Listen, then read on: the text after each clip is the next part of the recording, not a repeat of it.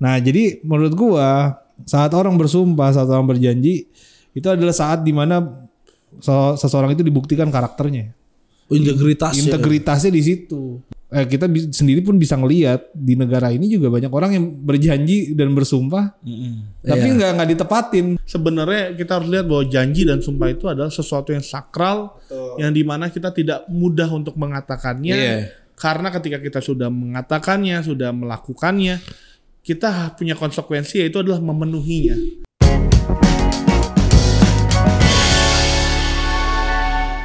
Susahnya jadi Kristen. Oke. Hari ini adalah bulan Oktober. Kita biasanya ngerayain anak muda tuh ya. Iya, biasanya kita keluar kota. Hari ini kita mau ngebahas tentang Sumpah Pemuda. Okay.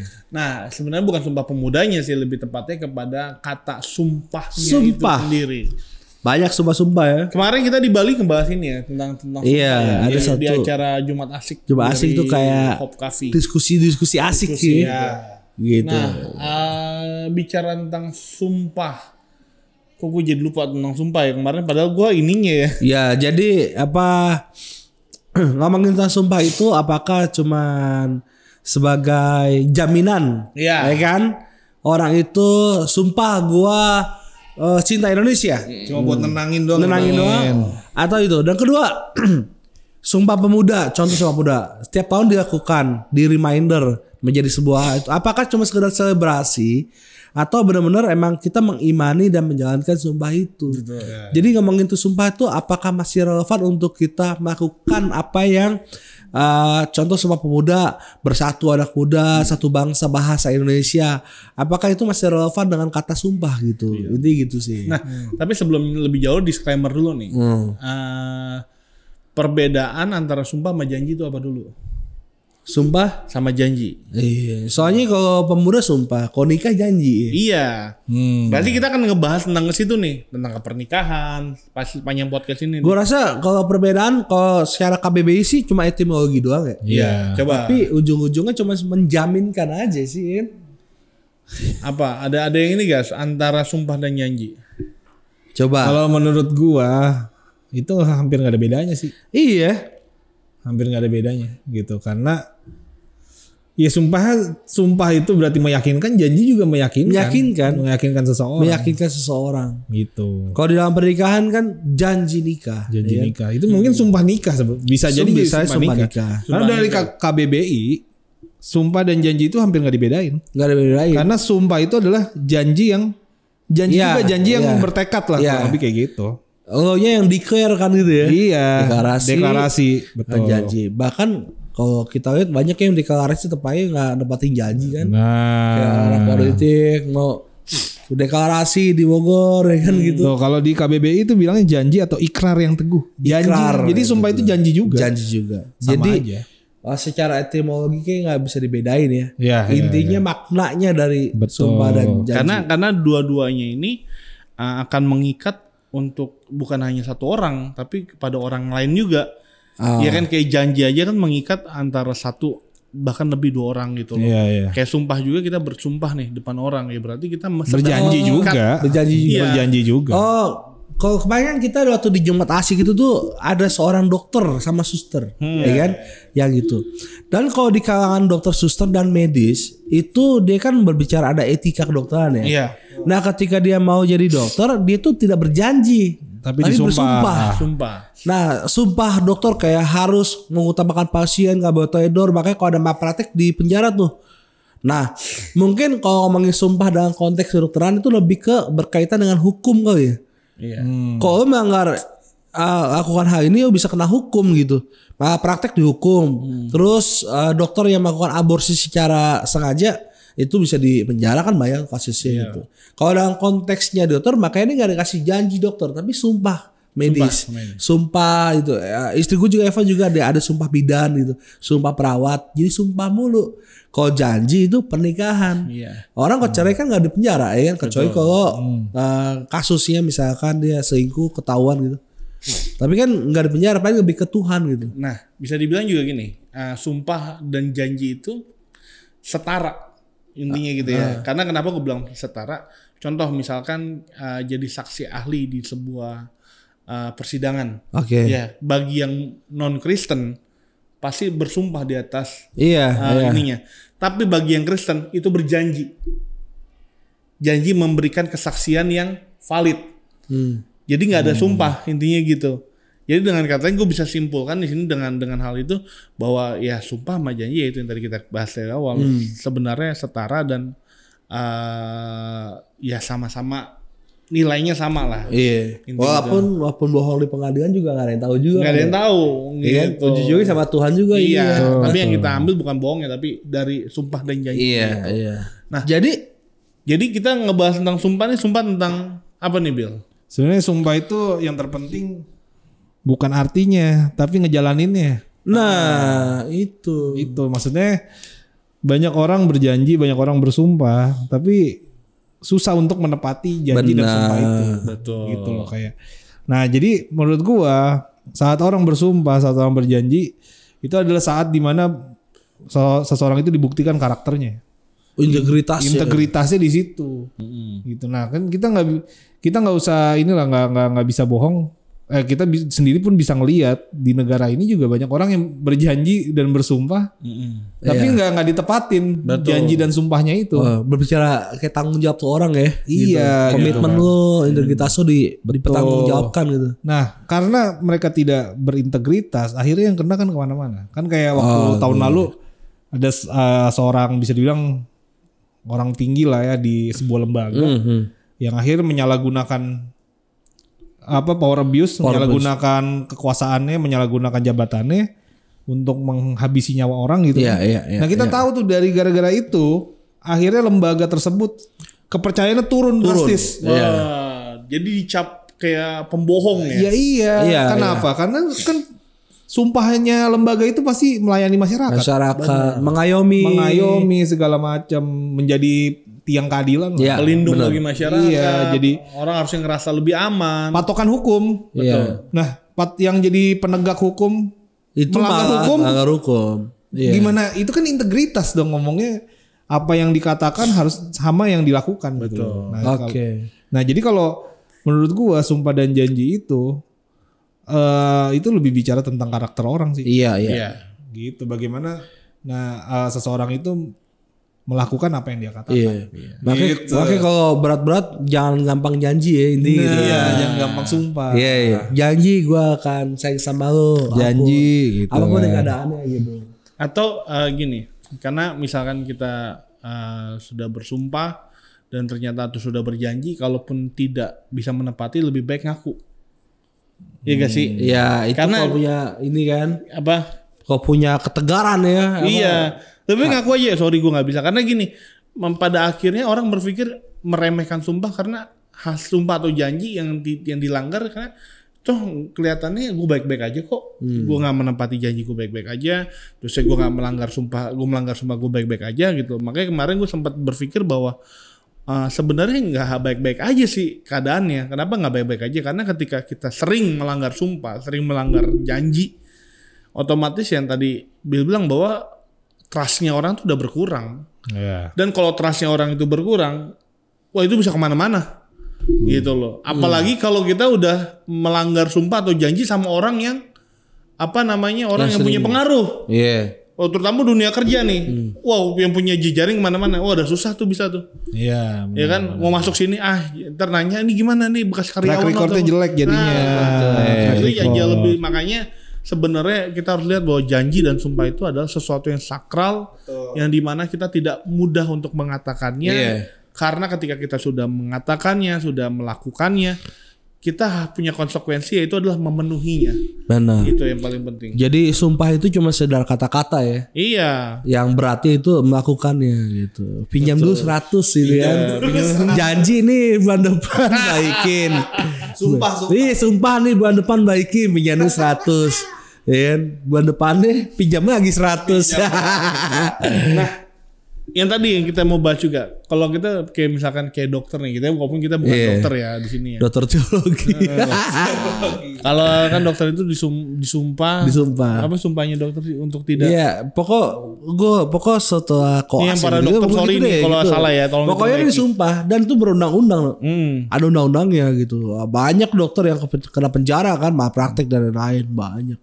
Yang salah satunya nggak boleh membiarkan pasien itu UGD gawat terus disengaja dibiarkan gitu. Nah itu nggak boleh itu. Nah kalau misalkan dari pasiennya sendiri yang minta gimana? Maksudnya?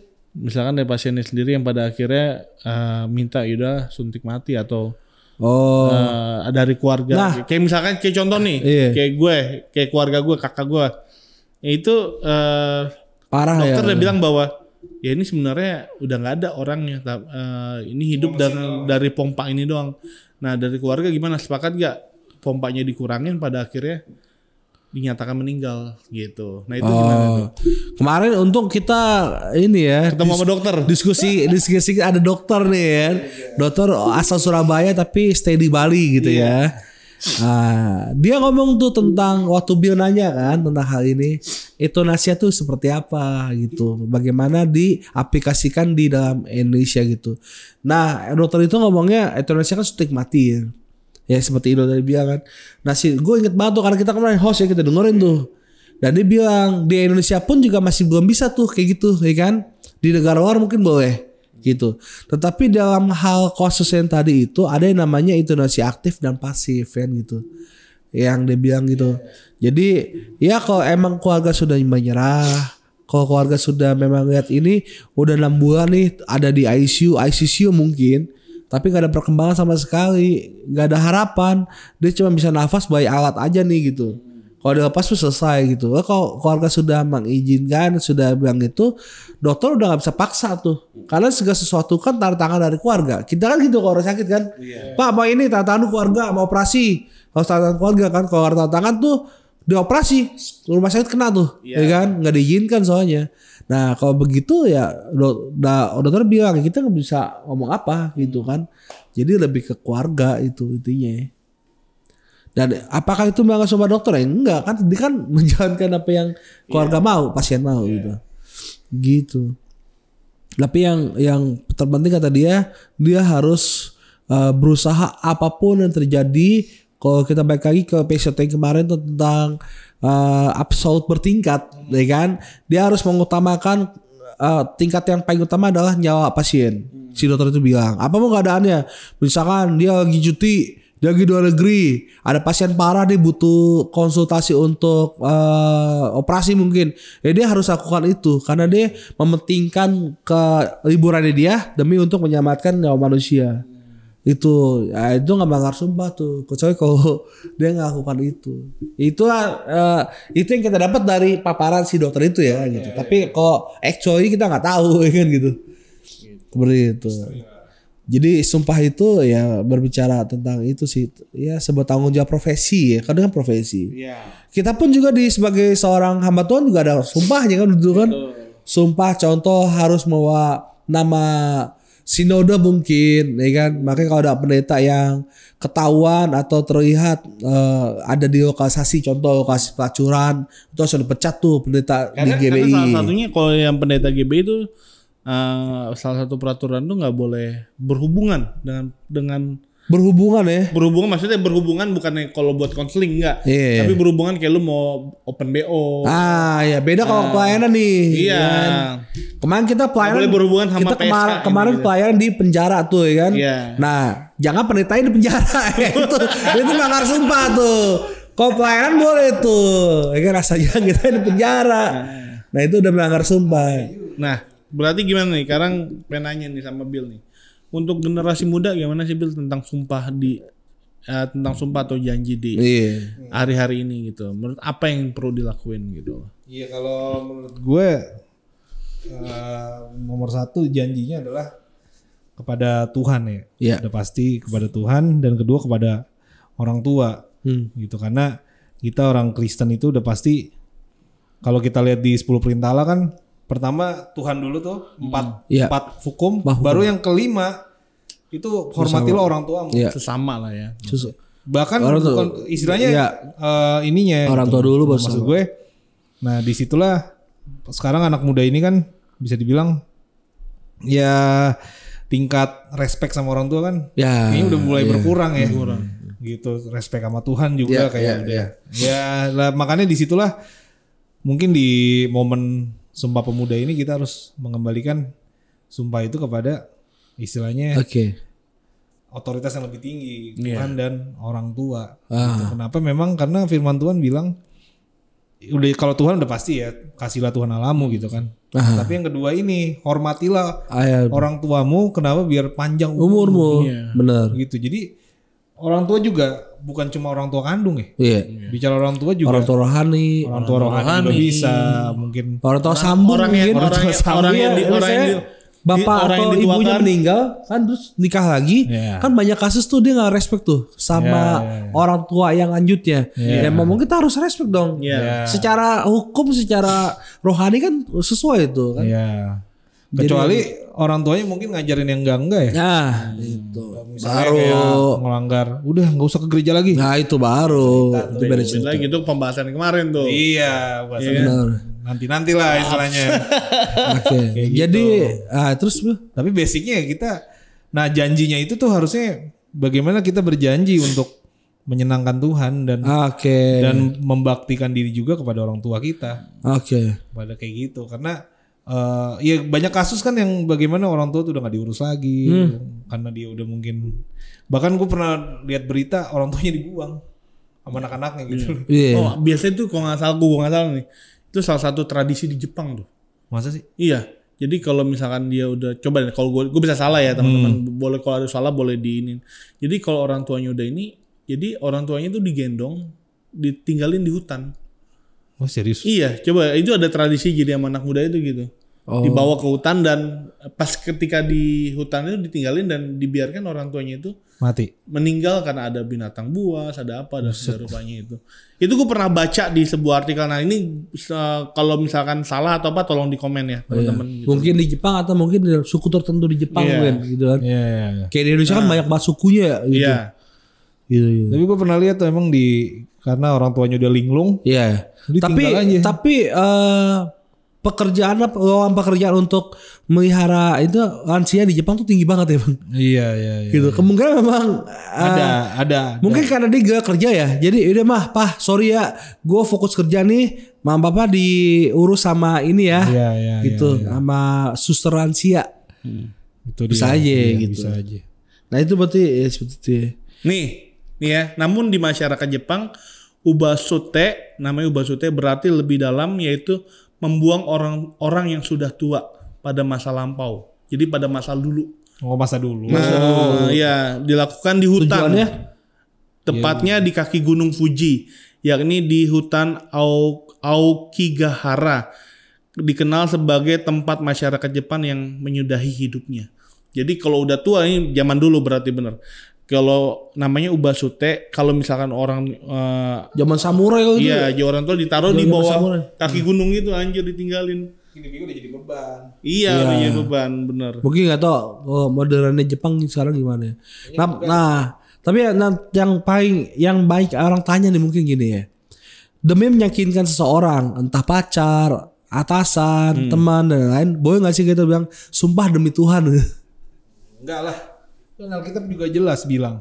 Ini kalau perspektif Alkitab. Iya. Jangan bersumpah demi apa-apa. Demi apaan? Karena kita nggak punya kuasa untuk apapun Iya. sebenarnya. Karena mereka pikir gue harus bersumpah dengan jaminan yang paling tertinggi nih.